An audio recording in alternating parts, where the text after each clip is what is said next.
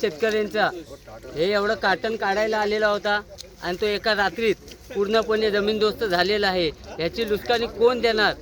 हे सरकारने आम्हाला जबाब द्यावा आणि ह्याला कॅनलवाले 100% जबाबदार आहेत। आम्ही त्यांच्याशी 10 वेळा त्यांना विनंती केलेली, तरीसुद्धा त्यांनी एका रात्रीमध्ये काय हा करून टाकलाय, ते शेतकऱ्यांना भरपाई मिळावी। कशेने गावचे ग्रामस्थ रात्री कॅनलचं पाणी फुटलं, वारंवार कॅनलवाल्याला सांगून सुद्धा कॅनलवाल्याने हलगर्जीपणाने ते भराव केलं नाही, ते भरावाचं पाणी भराव केलं नाही, त्यामुळे पाणी फुटलं। आणि ते पाणी फुटल्यामुळं आम्ही मूग, मटकी, वाल, चवळी असं कडधान्य केलं होतं। गुरांचा चारा सुद्धा ताक पेरलेला होता, तो 40 ते 50 एकरला जवळजवळ होता।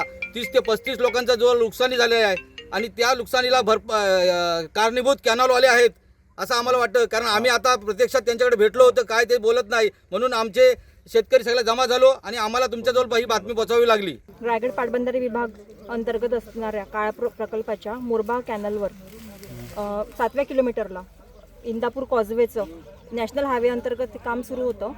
त्याच्यामध्ये त्यांनी जवळपास 200 मीटरचा जो कॅनलचा पोर्शन आहे त्याचं अलाइनमेंटच चेंज केलं आहे आणि त्यांनी तात्पुरत्या स्वरूपात त्या चेंज केलेल्या पोर्शनमधनं पाणी सोडण्याची हे करून दिलेली होती, अरेंजमेंट करून दिलेली होती।